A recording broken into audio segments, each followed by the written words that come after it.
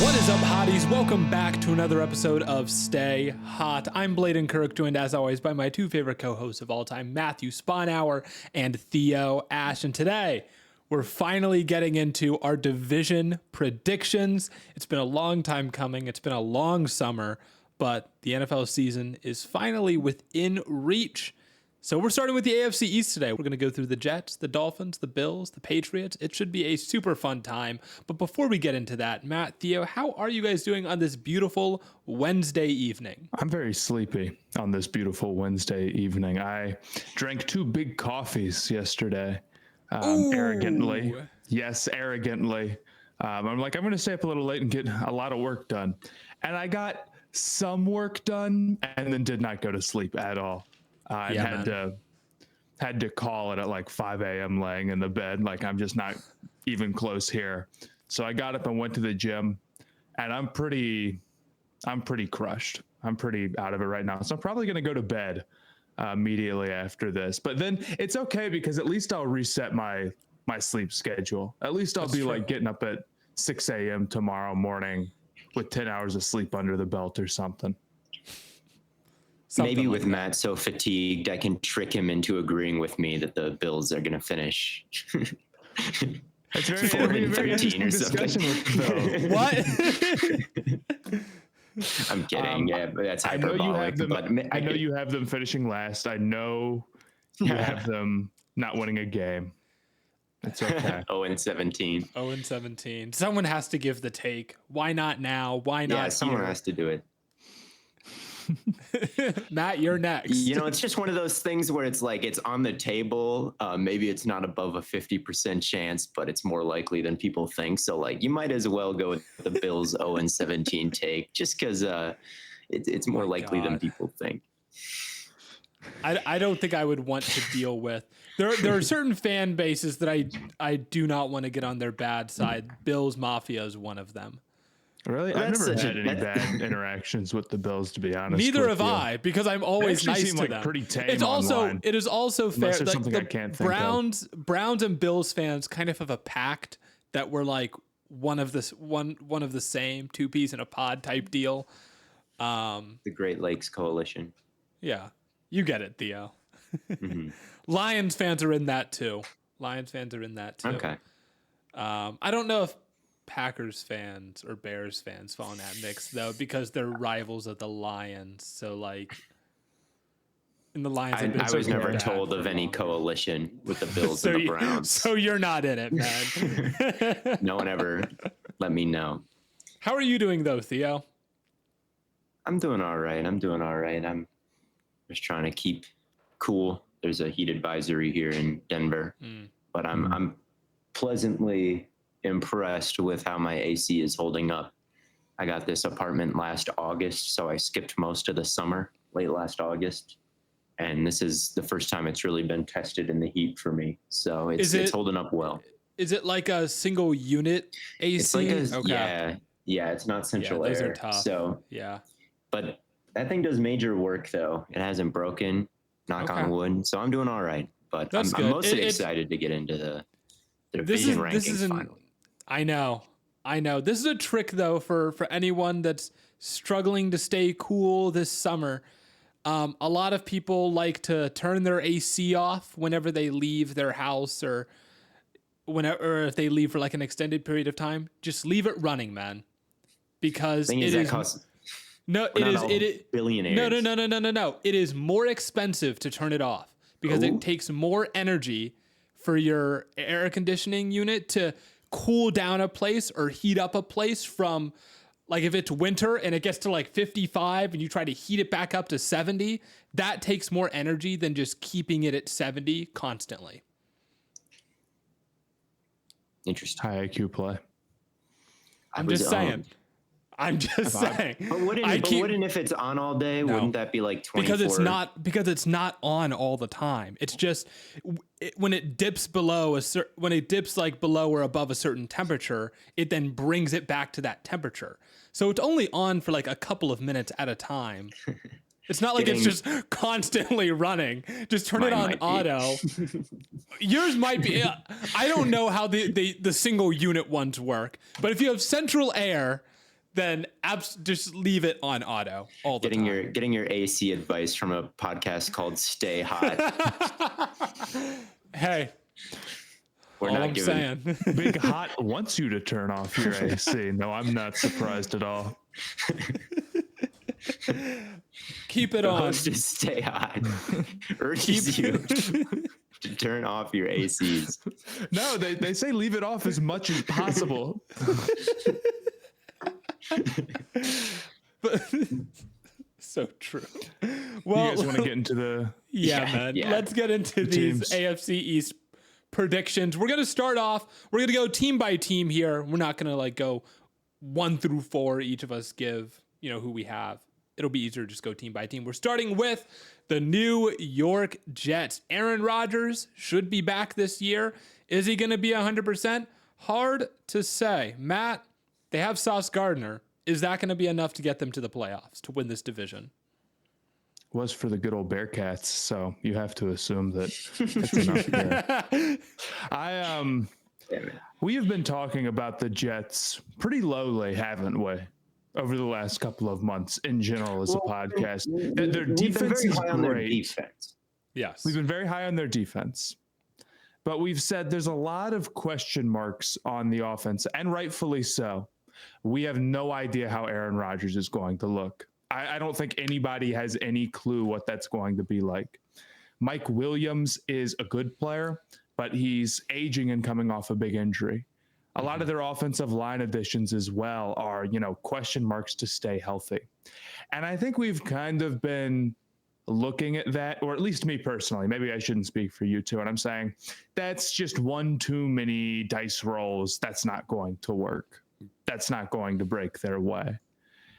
And it might not be that simple. I think they might get some stuff to break their way and some stuff not. And in reality, pretty much anything at quarterback will be better than what they had last year. Right. I think the run game was already pretty strong, even with a weak offensive line. Breece Hall at least was efficient and really should be even better this year. And Mike Williams as a second receiver there is still an upgrade, I figure. We'll see how healthy he can stay. But him and Wilson, you most certainly could do worse. It's definitely a low floor, high ceiling situation on that offense because, probably 5 key players are just total wild cards, including the quarterback. But last year, it was as bad as it possibly could be, and they did win 7 games, and they have been floating around 500 for several years. And my big fear with Rodgers and his injury is more like, will he be able to create out of structure? But the guys that they were running last year couldn't keep things together within structure. And I think Rodgers probably still is going to be able to do that. He's not that far removed from being an MVP. So I think the offense is tough to predict, but even in the more low-end outcomes, I still think the Jets are a pretty competitive team. I will say this much about Matt, you made the take that the Browns are not that far off from being like a division winner in the AFC North because of how good the defense was last year and the offense was already as bad as it could have been. It's kind of the same thing with the Jets. A little bit, right? Because who's the backup to Rodgers? Tyrod Taylor. Tyrod Taylor last year, I saw Elite Takes made a video about this. He had the highest big-time throw rate and the lowest turnover-worthy play rate in the NFL, according to PFF. That's not nothing. Do the Jets make the playoffs with Tyrod opposed to Zach Wilson? I think he's a lot better than Zach Wilson, man. I agree with you. It's not impossible. I agree with you. It's not impossible. Every year there seems to be a team with a really good defense and a bad offense that sneaks into the playoffs. The Browns are a good example. I think the Washington Commanders a couple years ago are a good example when they almost beat Tom Brady with Heineke. Yeah. It's not just the best 14 quarterbacks in the playoffs all the time, And when you have a defense this good, your odds aren't too if they can get Browns level quarterback play, which is not that crazy, they should be a very competitive team. They can hand the ball off and have success because they've got Breece Hall. Rodgers can lock in on Garrett Wilson, and I think they've got a wide receiver one who can handle that with some decent options outside of Wilson for the time being. I like their offensive line additions a lot. We can say they're all dice rolls, but right now, I don't see why the Jets wouldn't be formidable week one. And as long as they're healthy. That's my thought as well. And they were already not healthy and still like I know 7 wins isn't anything crazy, but there's a lot of games where it's just the offense went out there and just had absolutely nothing through the air.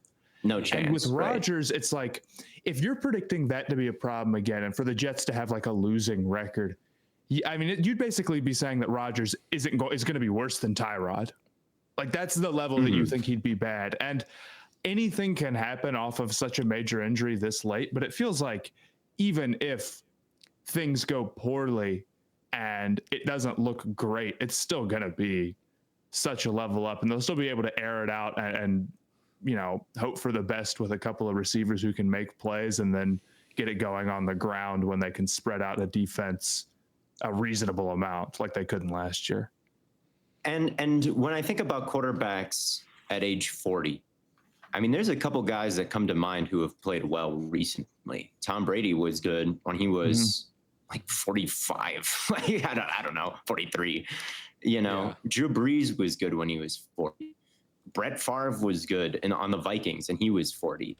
I looked up 40-year-old quarterbacks. Warren Moon is also on here. He made a Pro Bowl when he was 40. It's not unheard of that you're good at that age, but obviously when you combine it with the Achilles, it's a little bit more dicey. But it's gotten less and less dicey with medical advancements. Rodgers, obviously, well, maybe he's not getting the best care, Rodgers specifically, but he's getting the care he wants. He's getting the care he wants. That's for sure.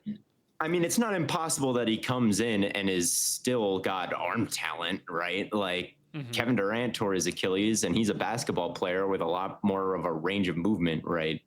And he's played elite basketball post and Achilles tear. Right. Like, and he's been I can think of examples. Right. So I can think of examples of quarterbacks being 40 and good. I can think of examples of athletes coming back from Achilles tears and being good. I can think of examples of. Has anyone? No, not exactly. But that's just has a anyone ever thing. Right. There's just like has anybody ever done it before? it? Right. Has any there's only been a handful of 40-year-old quarterbacks, and I guess none of them have happened to tear their Achilles. My thought experiment going into this. Okay, if I told you right now that Aaron Rodgers would play like the 20th best quarterback in the NFL next year, which I would say is like a bad outcome. Yeah. What would you think of the Jets? If he was like the 20th best quarterback, I would say in this division with this schedule, they probably miss the playoffs. If he's 20th, because they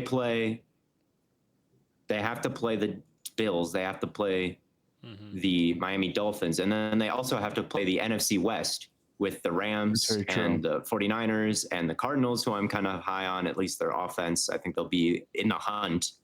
And then the Seahawks, who have a pending conversation. Have a pending discourse. Okay. Well, then let me shift my question. So I think it'll need to be a little bit better than in Green Bay. I think need to be a little bit better than in Green Bay. I think Baker Mayfield level last year is probably where. That's about what I think Rodgers needs to do if they want to make the playoffs. They are in a harder division, but he's got a better supporting cast. That defense is really great.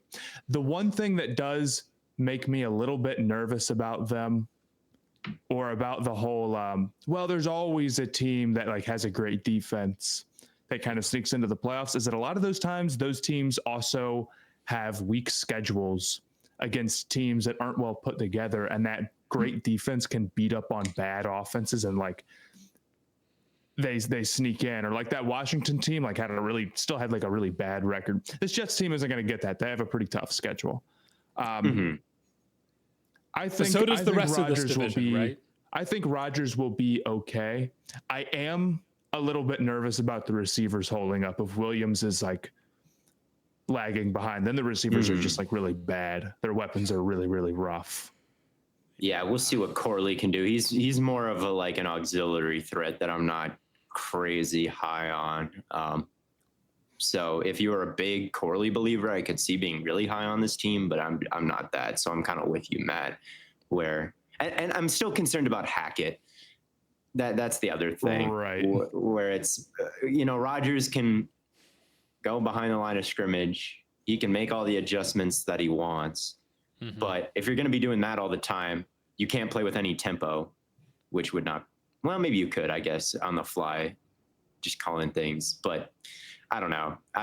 You don't want to completely rely on Rodgers being the OC and quarterback with no help from, with bad play calling or whatever. Right.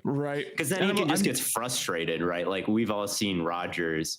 He hasn't delivered as many, the sheer volume of elite offenses as a guy like Drew Brees, even though Rodgers has more accolades. There have been seasons where he's been frustrating, where he's kind of seemingly thrown in the towel and thrown the ball away a lot and not have been hyper efficient. So if he gets frustrated with anything like Hackett or the offensive line, or who knows what happens, or the receivers that again, Mike Williams is a really good player, but again, he's older, coming off an ACL, and I mean the outcome for that, the history shows not great, not amazing at all. Yeah, for a 30+ receiver with an ACL tear. I mean, look at Odell, right? And Williams, I understand, is more of a big body type, but let's say that Williams is not the most consistent separator or anything, and Wilson's doing his thing, but he's one guy. Their depth outside of those two is tragically bad. And I could totally see a world where Rodgers gets frustrated with a mediocre receiving cast not doing what he wants. He hasn't had maybe a ton of time to mesh with them. Now there's still Lazard there. I believe Randall Cobb is a free agent. He'll be mad that Lazard is on the bench after being a healthy scratch and just yeah, when Lazard is behind Xavier Gibson, Aaron Rodgers will have a fit. I mean, it has to be said, the vibes can be off when Rodgers is your quarterback. They just can't be. He misses a mandatory training camp already because he's in Egypt. And I think about even last year, just instantly thinking before he even got hurt, this is the smallest of small sample size. He's already just sick of New York because they're 4 snaps in and it's already just all under pressure. He's spiking the ball into the ground and glaring. Not that that's too big of a reason to be low on them, but I think Rodgers is more prone to just kind of, I don't know, accepting defeat than maybe other quarterbacks. No, I think that's completely reasonable. We've seen that for them. We haven't talked about the defense a ton because we just talked about it last episode, and our opinions are it's so similar to last year, and it's going to be great. We think they have multiple Defensive Player of the Year candidates on here. Their depth is pretty good. They're really well built out. They're really balanced. Yeah. I think it'll be one of the best units in the NFL. I think it's going to win them some games that they wouldn't have won with almost any other defense. So I guess that brings us to what's your overall position on this Jets team? So I think that they can be a wild card team. I don't necessarily think. I think offense is safer to bet on than defense, but I do think that they are going to be one of those teams with such a good defense that they find themselves in the wild card round, at least like the Browns last year. It's easy to rank the Bengals above them or the Ravens above them at the beginning of a particular season, but maybe last year we should have looked at the defense and said, hey, I'll take that as a sure thing, as opposed to the Bengals when Burrow is coming into the season with an injury or something like that. So I think the Browns can replicate a season like that and find themselves in the wild card round. Where do you have them ranked in this division? 2. Ooh. That's also where I had them. Okay. I have them at 3. I Fair don't enough. disagree that they could make the wild card. It's just whether or not they can do it at 3. I don't know. I mean, it's a really tough division. I think that this one could kind of end up in any order, like even when we talk about the Patriots, it's like they're kind Any of a total order, unknown. Theo? Any order. I Well, like we can talk about the yeah. Patriots next, but Okay, I'm down to Let's- talk about the Patriots yeah, next. I also had them at 2. The problem with the NFL right now, unfortunately, is that the AFC is way better than the NFC. So like that wild card, it ain't easy in the AFC. It's like, dude, there's like 3 teams here that should make the playoffs in the AFC East. And then you look at the AFC North and you're like, well, now hold on. They have 3 teams that should make it too. And and the 4th team is notorious for never having losing records. It's like, okay. It's not easy. But I had them at 2 as well. Okay. Yeah. So you guys had them at 2. I had the Jets at 3. And if we're going to move on to the New England Patriots next, they're going into the season. I'm not sure if Drake May will start right away, but that's kind of the big story for them. It seems like it's leaning no. It seems like it's leaning. That's just like some very vague training camp stuff. And yeah, I mean, when the ESPN depth chart has Brissett listed as the starter right now, so take that how you will. But the offense is what has to be good if they're going to be able to contend in this division, as well as this conference, of course. The defense, again, is another unit we talked about in our last episode when we did our top 10 defenses. We're all seemingly pretty high on the Patriots defense, but they kind of have no receivers and Kendrick Bourne and they have a lot Demario of Douglas and receivers. Sure, they have a lot of wide receiver 2 and 3s and yes, like how we talked about the Cardinals. Yeah, they have a lot of guys where I'm like, okay, like Demario Douglas, maybe Polk gives you something. I know you're a big fan of Javon Baker, Theo. All of those guys can contribute, but they don't have like explosive weapons on this offense at all. And their offensive line is not reliable. Brissett is a fine bridge quarterback, but he's a bridge quarterback for a reason. And I think overall, every unit of this offense is like, well, if they can just hold up. That it's like every unit is that level, and that means that it's probably going to be one of the worst offenses in the NFL. I don't think it's a stretch to say. Now, the thing about the Patriots, you can go ahead, Theo. No, you can go. I'm just going to say the thing about the Patriots is that I agree their defense is very good. Gonzalez back is absolutely massive. We think he's probably, realistically, like our expectations for him are to be like a Pro Bowl level, if the Pro Bowl meant something, like a Pro Bowl level quarterback, if you see what I'm saying. Good. He really should be. And they were already statistically fantastic last year. We love their safeties. They've got linebackers who can play. Their pass rush is maybe lacking like the true 1A guy, but Barmore's really productive last year, and they're getting Judon back. But this is sort of like their year away from being a year away. Like this is sort of the in-between year.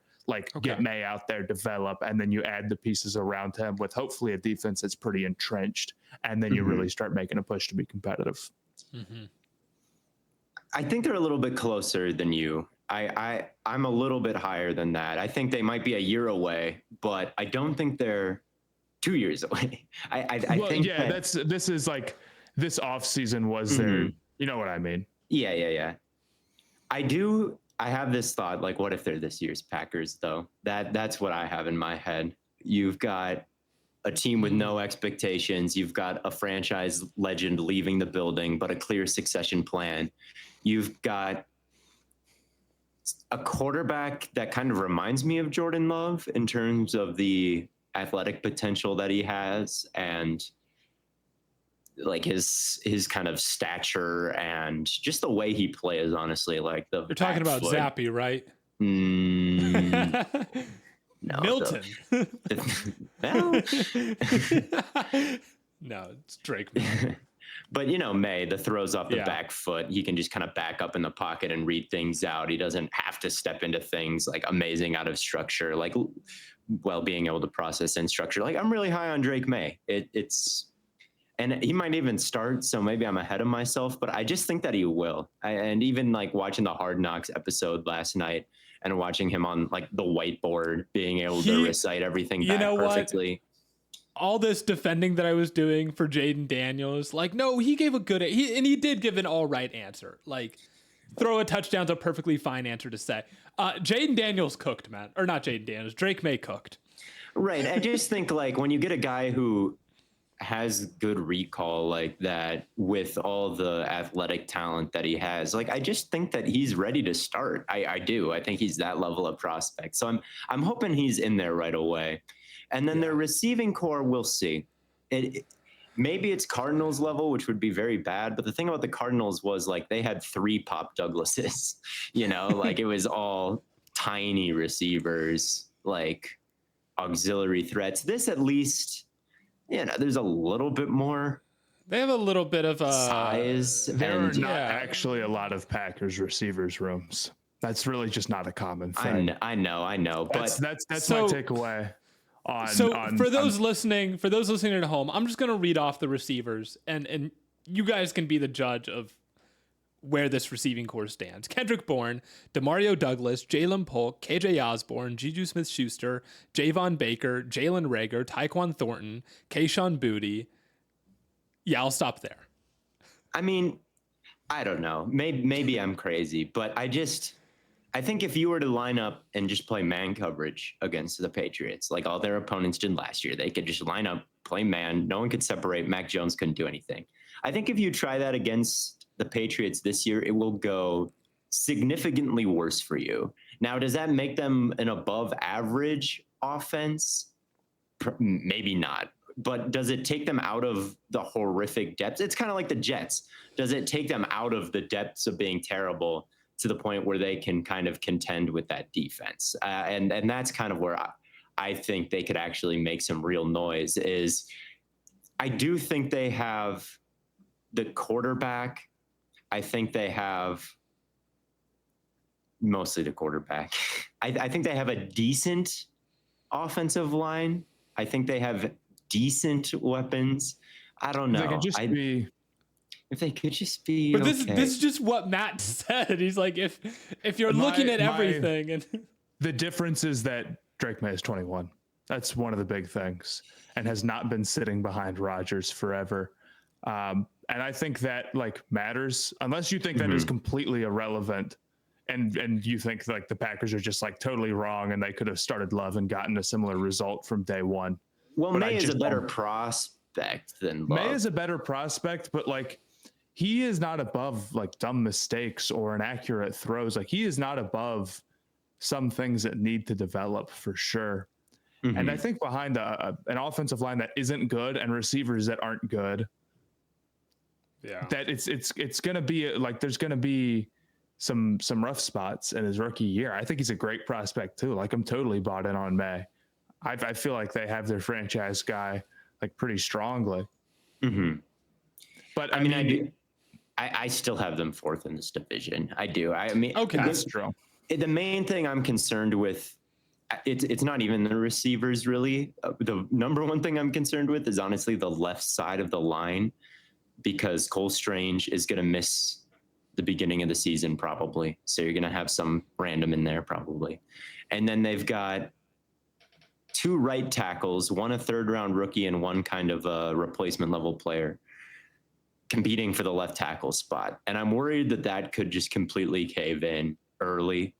And then if the line isn't good enough, the receivers certainly won't be good enough to mitigate that. But if the line does play well, I do like Polk and Baker enough where I can say like there will be competency. Like maybe it won't look like, I don't know, the Jaguars wide receiving core where everybody's in the wrong spot, or could it look more like the Packers where Romeo Doubs is a 4th-round pick or 5th-round pick or whatever he was, but come training camp he's making all these plays and he actually turns out to be a decent starter?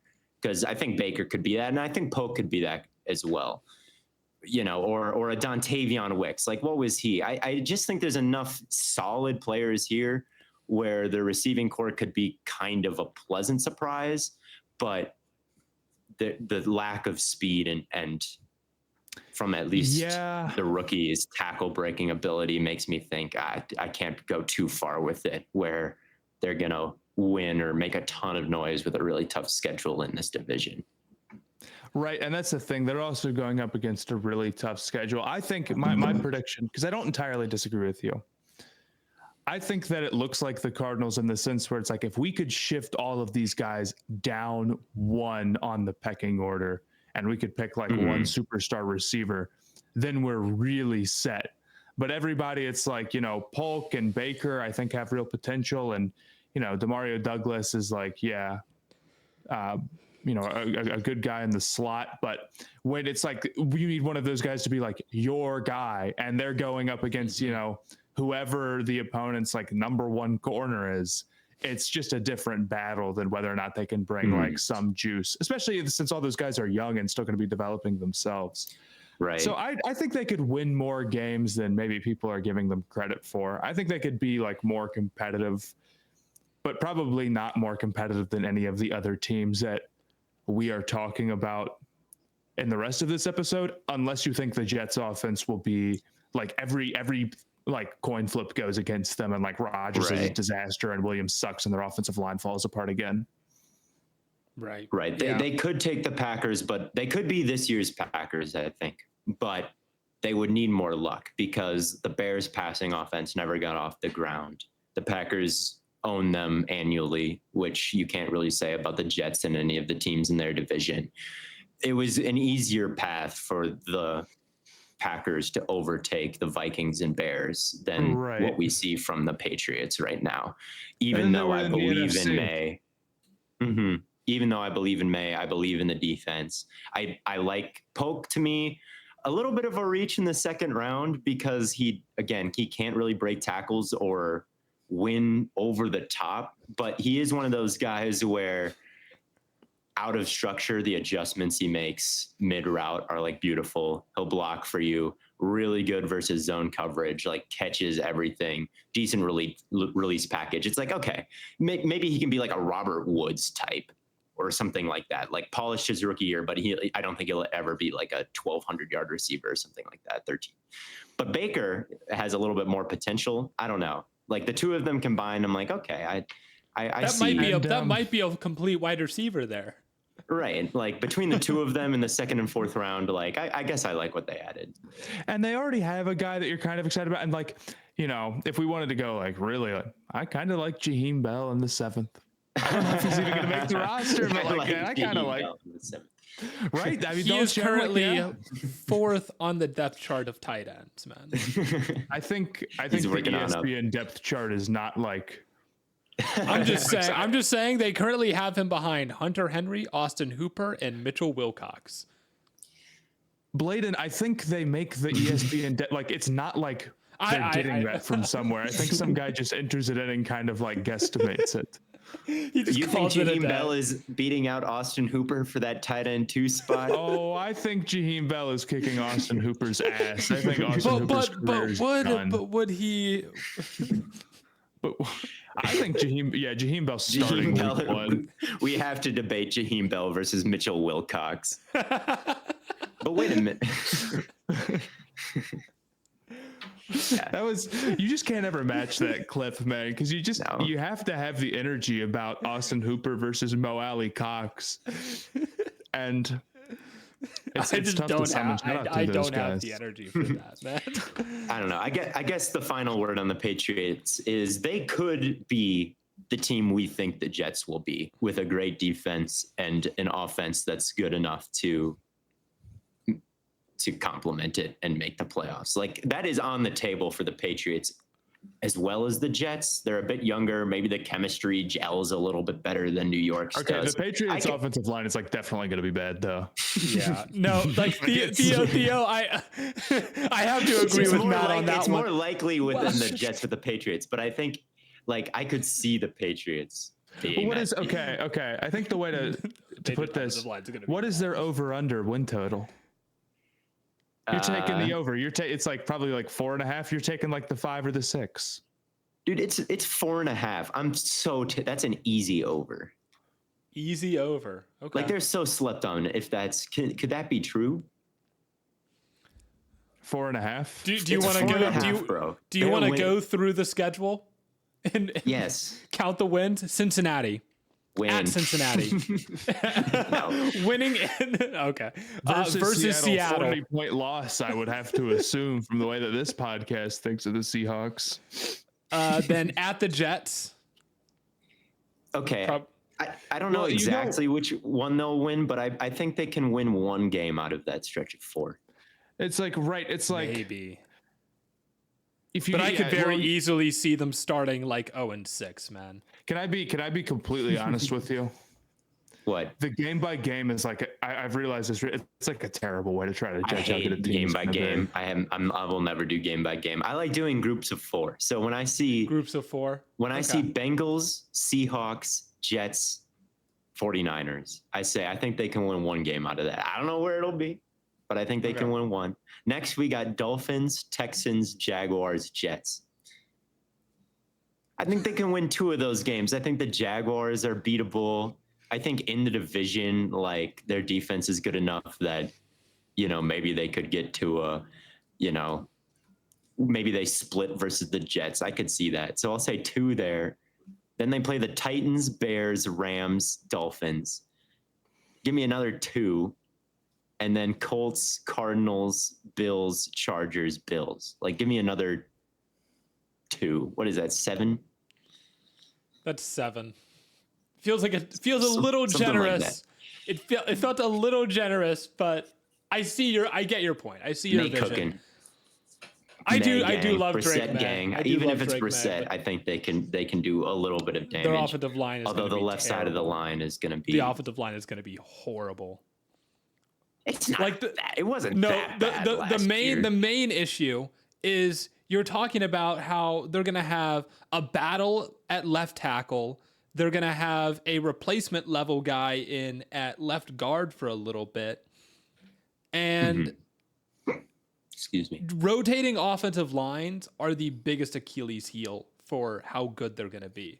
Because the one thing that makes an offensive line good, like outside of talent, is just the playing together, the being on the same page.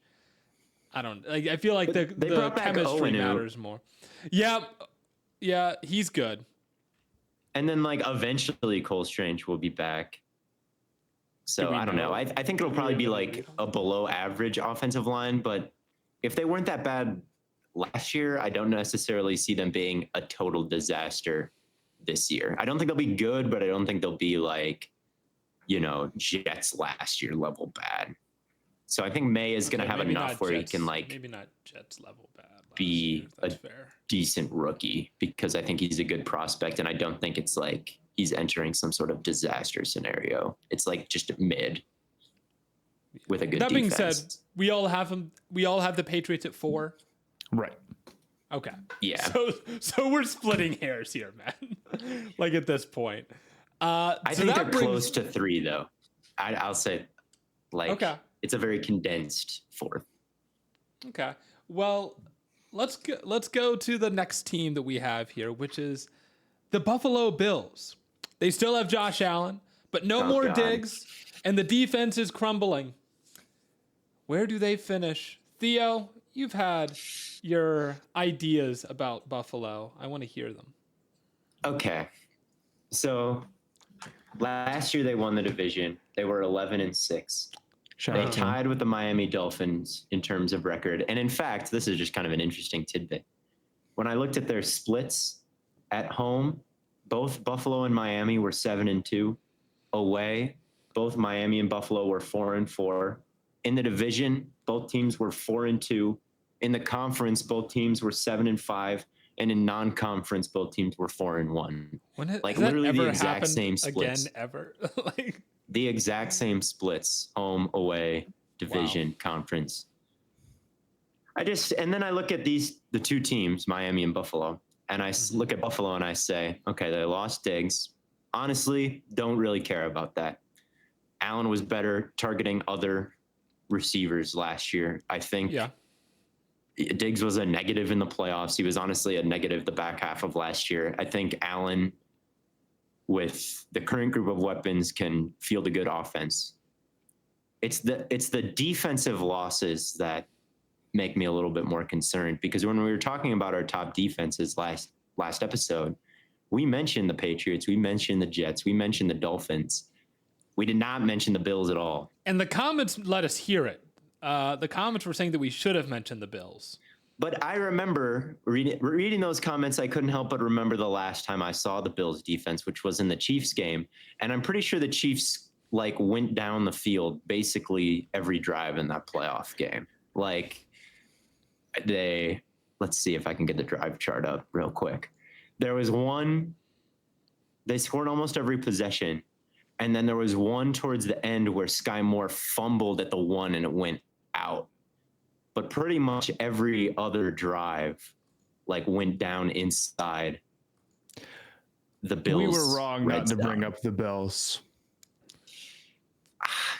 Are they going to be top 10? They weren't top 10 last year. Name their starting linebackers in the Chiefs game. Dotson and probably AJ Klein. we have to be completely but name their starting safeties. Here. Yeah, their safeties aren't going to be great. Weren't their safeties hurt most of last year too? I don't think they were hurt in the Chiefs game.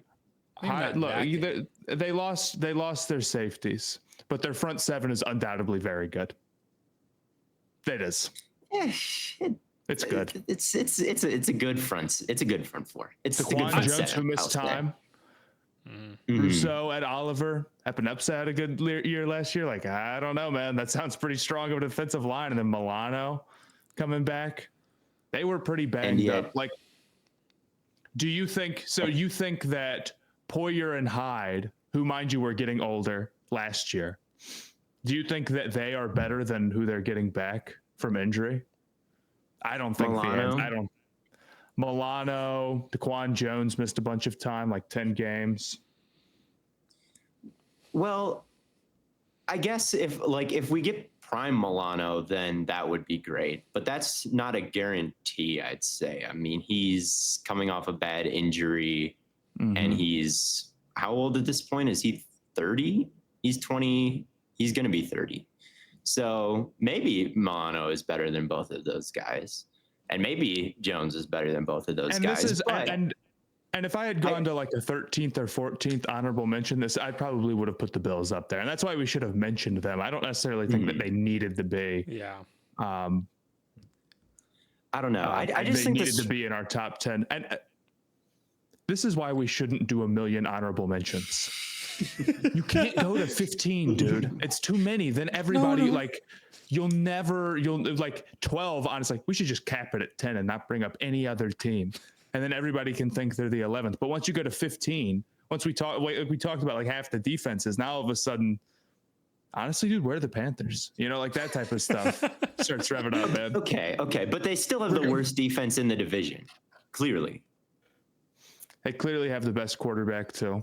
They clearly have the best quarterback as well.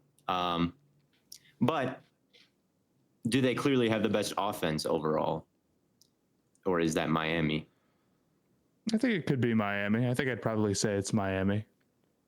I don't know. I think as long as you have Josh, you have a great shot. As long as you have Josh, you have a great shot. MVS is their deep threat. I don't know how many deep shots they're going to hit in that case. The Chiefs had him as their deep threat recently, and that didn't go great for their vertical passing attack. Right. And I just think the defense is due to take a step back instead of a step forward, even with all the injuries they faced, even with Milano coming back. I think their secondary was the real strength of the defense last year. I mean, they were 19th in DVOA against the run. They were 9th against the pass. When I went back and watched that Dallas game where they allowed 10 points, I honestly thought Dak had time in the pocket. He just had nowhere to go downfield. I thought that was a really strong game from the safeties and the corners for the Bills, and the corners are still there. But after coming off of watching that game, I was like, that was the type of performance that I don't think we see with two backup safeties. So I do think they're going to feel the loss of Hyde and Poyer, even if they're getting Milano back. And then I just think the offense is going to be way more dink and dunk than it's been in the past. And I think Josh Allen can make that work, but I just don't think if them and the Dolphins were almost the exact same last year and the Dolphins added Poyer, and I think they upgraded over even Xavier Howard, who kind of fell off, and with Fuller, I think the Dolphins got a little better and the Bills got a little worse. And I think the Jets got a lot better. And I think the Patriots got a lot better. So the Bills are kind of almost going through a rebuild on the fly. They got rid of Morse as well, who is a Pro Bowl center. But their expectations have kind of remained the same, even though I think their roster did kind of get cold this offseason. So that's why I think they'll take a hit in kind of a tough division. And they've got the first place schedule. So they all have tough schedules, but the Bills have the hardest. I will say this about the Bills defense. They were surprisingly successful in EPA and success rate last year. Across the whole season, they were 11th in EPA, which ranked higher than the Dolphins. They were 14th in success rate, which ranked higher than the Dolphins. And in the back half of the year, from week 10 on, they were 5th in EPA, which ranked higher than the Dolphins. They also ranked higher than the Dolphins in offensive EPA, and their only loss was someone who does not matter and was a negative. Mm-hmm. And Mitch Morse, a Pro Bowl center. Morse. Fair enough. I don't know. I think it'll be close at the top, but I mean, I just don't know. I just cannot get on board with the Bills fully. I think it could be stressful for them. I don't think it'll be perfect last year. It was and stressful I think it last could be year, more and they got it stressful done. even this And year. they somehow got it done. They did. And they got it done with bad vibes too. The firing of an offensive coordinator in the middle of the year. That's very true. And that's crazy. Probably more important than almost anything else we've said so far. Well, the thing is, they're firing in the middle of the year. I really don't think that. I mean, I guess it did something because they leaned more on the running game, and that was a pretty successful strategy. But I do think that Josh would have like locked in from his bad stretch eventually, with or without that. I don't know though. I mean, I have a problem with the way Joe Brady called the playoff game, and I think that Sean McDermott, if things start to if they start to struggle, like where does he rank amongst all head coaches, even though he did a nice job last year? I don't know if I have tons and tons of belief in the coaching staff, but they did do a good job last year. So maybe I'm being silly. The offense is still going to be awesome. Yeah, it is. I just don't see any way that it's not, because Josh Allen is the MVP. And I don't think Diggs leaving is like totally unimportant, because at least defenses were showing a lot of attention to him. And it's like, now where is that attention going to go? Even if he wasn't like super productive necessarily at the back half. But Allen is like that level of guy. And the fact that he does not have an MVP yet is crazy. He is up there with like, just about anybody, man, and everybody but Mahomes. He's still quarterback 2 to me with ease. And that makes a humongous difference.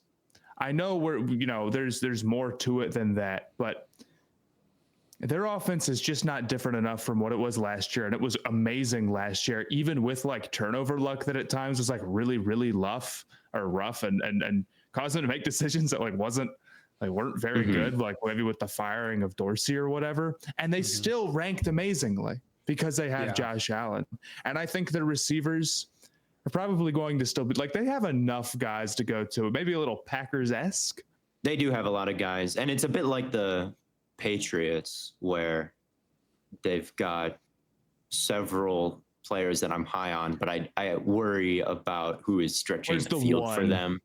Yeah. And I worry about, like, before with Gabe Davis and Diggs, sure, they may have fallen off from where they had been in the past, but you still had to worry about them down the field. Whereas now, like, their deep threat is MVS.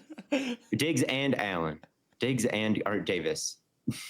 But both mostly of them Davis, combined. we have to say. Like, I mean, we can debate if he was anything more than this or particularly good at it, but Davis was a deep threat. He now was, it's like, and that's why he was not that bad of a. He's not that bad of a receiver, man. well, he's a bad wide receiver too. We'll figure it out. Now they have Keon Coleman. They do have him. They have Curtis Samuel. I think it's fair. I don't know. I do think it's kind of fair to be worried about the receivers. I like Shakir, but like he would need to be really, really, really good. And we're kind of, can you bank on that? Samuel is fine. Coleman, I like, but I don't think it's like some like perfectly complete player or whatever. No. And he fell to the second for a reason.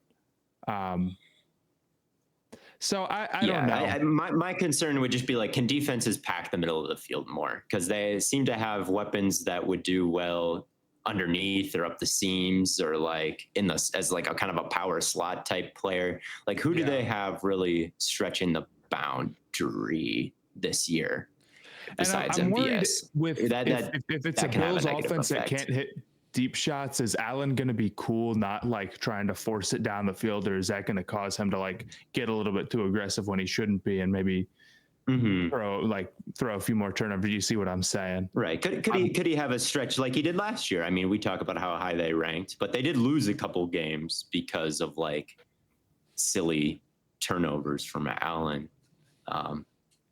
Like are they immune to that kind of stretch, or could that kind of stretch become more prevalent? I don't know.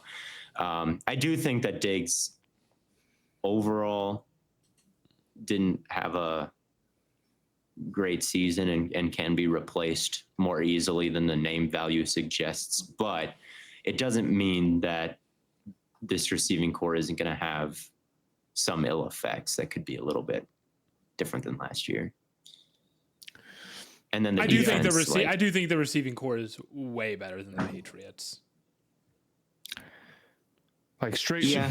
I mean, because Kincaid is there. Yeah, that's like you include the tight end. It's Shakir, Coleman, Samuel, Kincaid, Knox.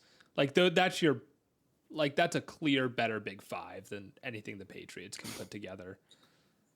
Yeah, and I think they're above the Patriots, but I also think you've got. I don't know. I worry about the defense. I do. I think that it's no guarantee that it picks up where it left off, because the other thing they did last year was like Von Miller completely fell off, and I think there could be more repercussions to that than what happened last year. I don't know. As the sample size gets bigger and bigger, like will they replicate the front four success, especially if the secondary takes a bit of a hit? I don't know. You say that they had a great front four last year, but they lost their sack leader, which was Leonard Floyd, and now more will be on AJ. More will be on Epenesa's plate, and I think he's a better run defender than a pass rusher. Certainly, if they double all over more consistently, like what will that mean? I don't know. They missed Jones, who was playing great for major time last year. Here's the thing: I have them third in this division.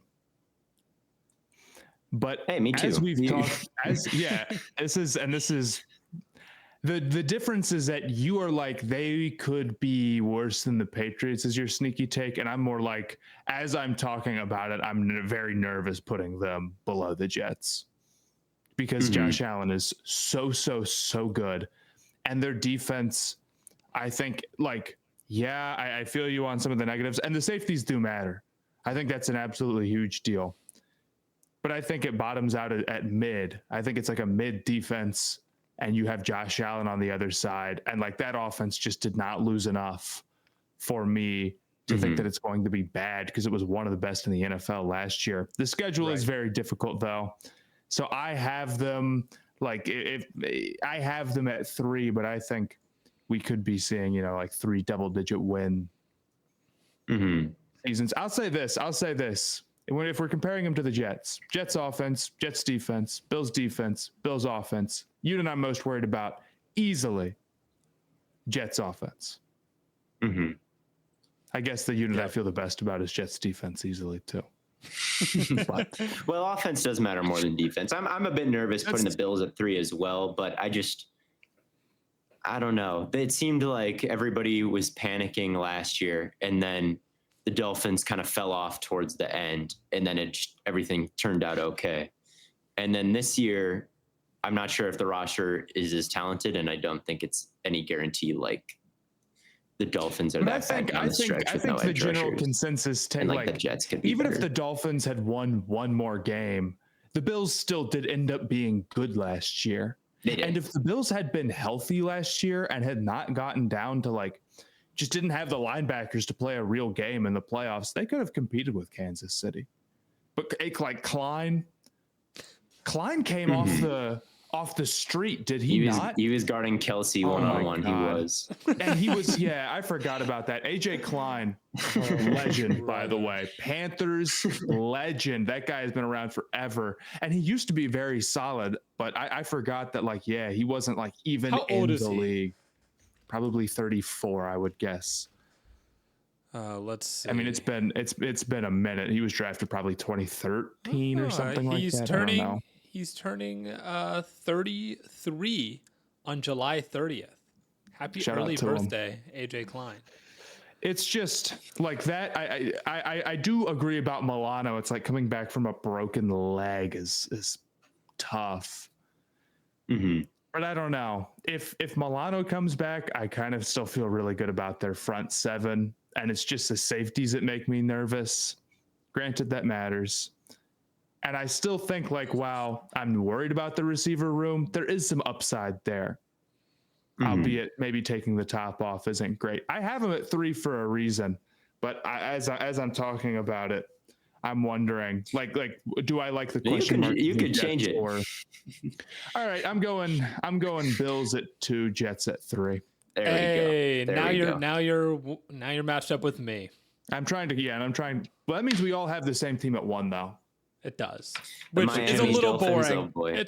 It's a little boring that we all have the same team here. I thought for a while that we wouldn't, but it's clear to me that they are the best team in this division if they're healthy.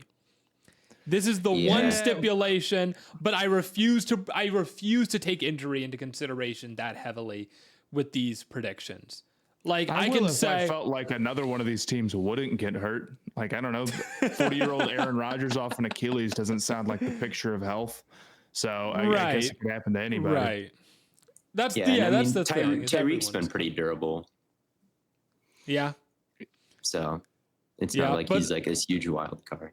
But it is not without saying that Tua has a horrible injury track record. Their defense, as we talked about on the last episode, has Mr. Glass at almost every position.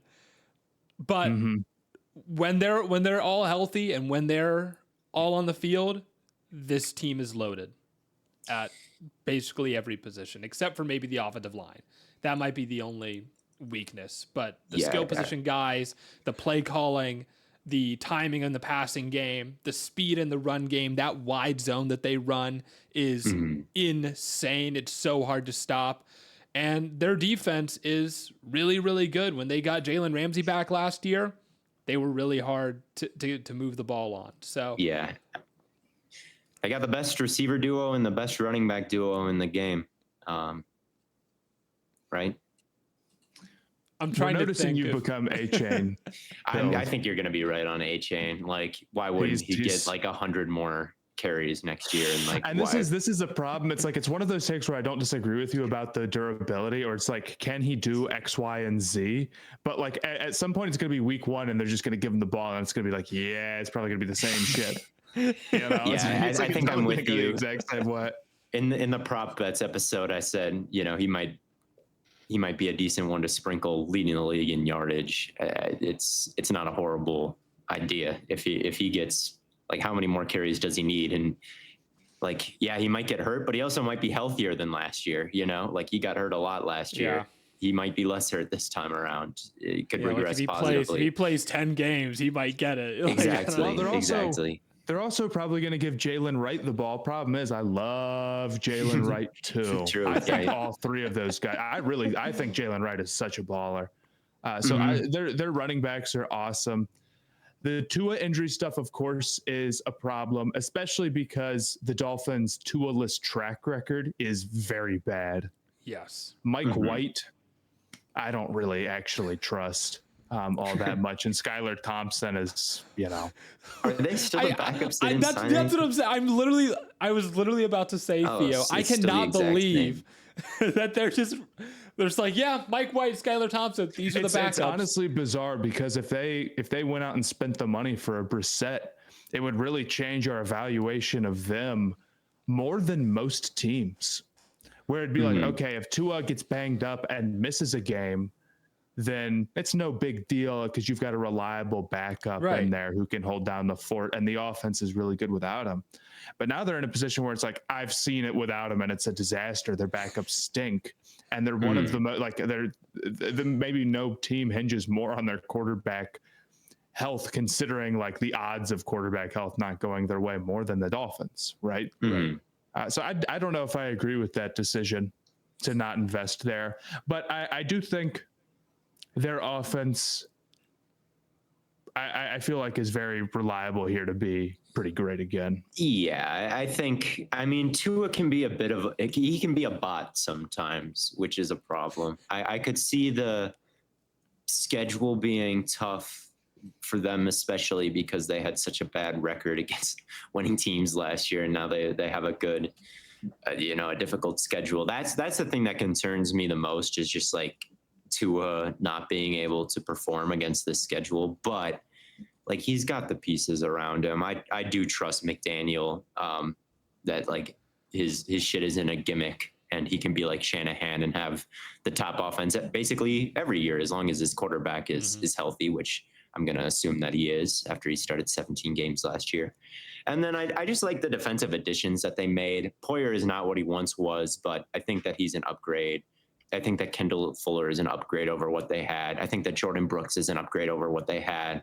I don't know if Chop Robinson was great value where they took him, but while Jalen Phillips and Bradley Chubb are working their way back from injury, they do have Shaquille Barrett and Chop Robinson now. Yeah. And I even like Tyler Tart as a run defender, and Calais Campbell can still do some stuff as a pass rusher. So I think when you look at them, they changed defensive coordinator, and everybody hated Vic Fangio there last year, apparently. I think that can be a positive if no one liked him. and like, it really was a disappointing unit. Like, they gave up 56 to the Ravens. They gave up like 48 to the Bills or something like that. Like, that's pretty shitty.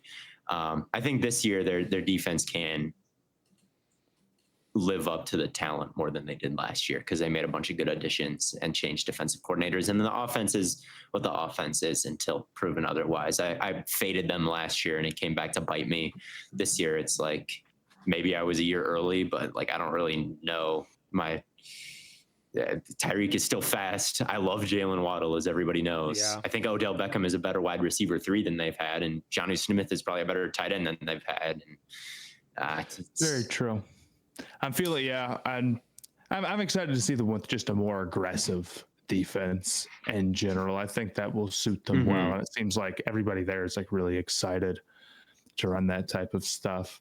There's obviously questions there still, of course, just in general, but I feel pretty strongly that the Dolphins are going to next year will be like the Dolphins' big year, I think. I don't know how it's going to end. And I agree, like, the Tua conversation is very interesting because they've been so bad without him, but I don't know if I consider him like the driving force of that offense. I think like maybe like almost like basketball, where a player's on-off numbers can be good because they're good and their backup is really bad.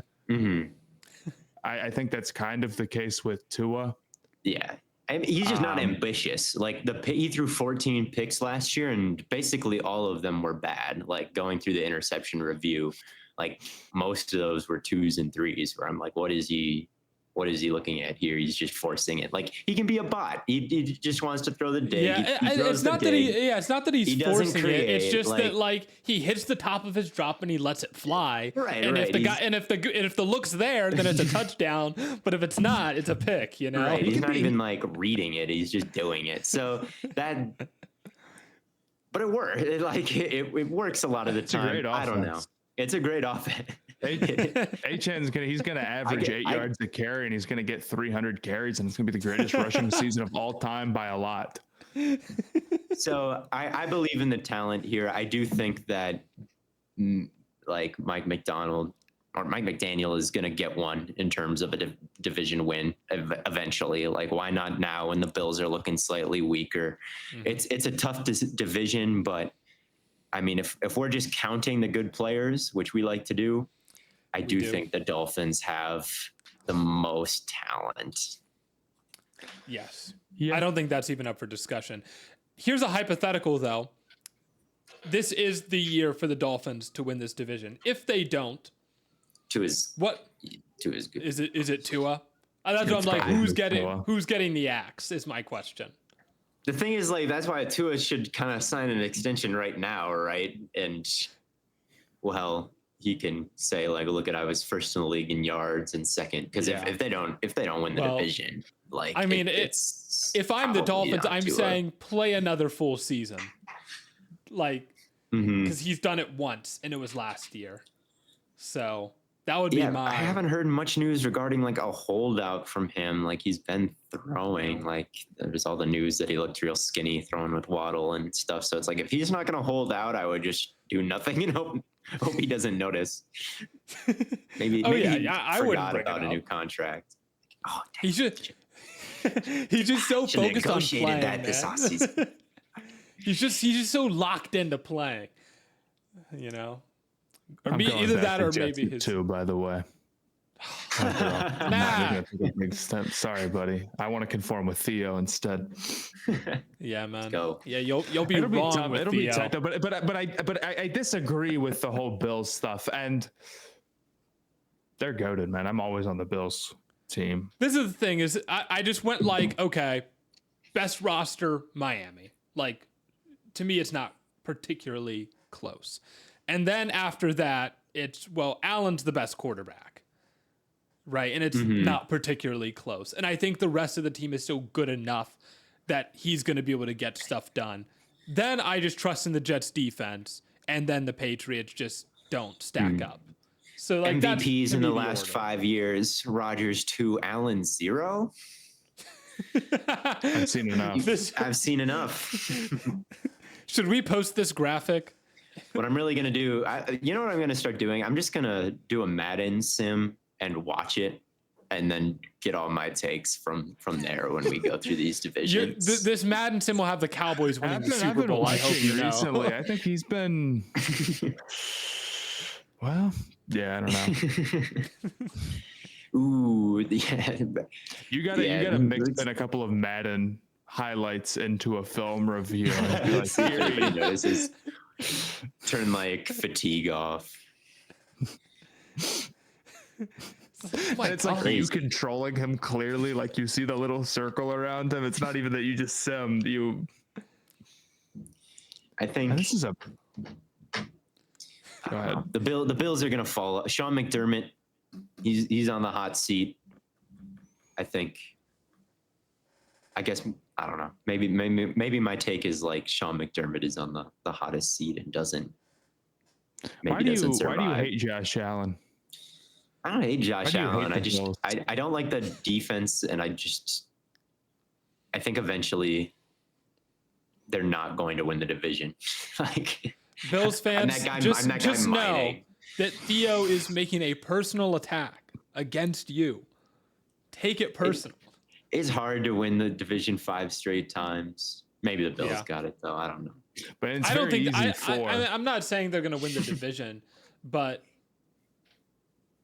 I still think I trust in Josh Allen more than I trust in the Jets defense. That'd be crazy if they missed. Honestly, it would be pretty crazy if That's the thing about this division, though, is like there are 3 teams where if they miss the playoffs, it is like one of the bigger disasters of the season for any team. And that's what makes it so interesting. It's a good division to start with for that reason. It is. So our final predictions, each of us. I have Dolphins, Bills, Jets, Patriots. Matt, you have Dolphins, Jets, Bills, Patriots, and Theo, you have the same thing as Matt. Or I should say Matt has the same thing as Theo. And that's it. That's the list. Yeah. Sweet. Yeah. Okay. We'll see how it That'll be goes. one of the more competitive see how it goes. divisions. We will see how Patriots it goes. win this thing. Win it, Patriots. Do it for Theo. Oh my God. Javon Baker. Make people That in would be wheelchairs stand up. hilarious. If they, what would be the path, man? What, the Dolphins get obliterated, right? Like everyone gets hurt. And Their then, path is just they're what we think the Jets are. Like they end up having the best. They end up having the best defense. The Jets' and like, offensive line is just so much better than the Patriots, though. I agree. And Garrett Wilson is way better than any of the weapons. So that's why I got the Jets. You would need Drake May to have the greatest rookie quarterback season of all time. You would need Christian Gonzalez. You would need Christian Gonzalez to basically win Defensive Player of the Year. And then check. check. And then you would need the Dolphins to get super hurt, and you would need Aaron Rodgers to be terrible, and you would need Josh Allen to you need Tua to sell candidate. Against the tough schedule. You would need Rodgers to get pissed, and May's boyish enthusiasm wins out in the end. Like, the path is there. You would need the thing is with these rookie quarterbacks who like set the records. Like they usually have a better receiver than what the Patriots have got. Like Stroud had Nico Collins, and Herbert had Keenan Allen, and Baker had Jarvis Landry. Baker had Odell Beckham, but then ruined him. The rookie Baker Mayfield had Jarvis Landry. Mm-hmm. So when he was good, maybe Polk can have a little bit of Jarvis Landry caliber. No, probably not. But no, probably not. I don't know. Yeah, I don't know what got over Baker. I would be interested if the Patriots were good next year. I would not be mad at it, but I don't think even Patriots fans would be having the take that they're going to be competing for the top of this division. So that's kind of how I would feel about it. But hey, those are our predictions for the AFC East. Let us know in the comments or tweet at us if you hate us or if you love us. But until next time, when we do another division, or maybe we'll do something else, but probably do another division. Thank you all so much for tuning in, and we will catch you on the flippity flop.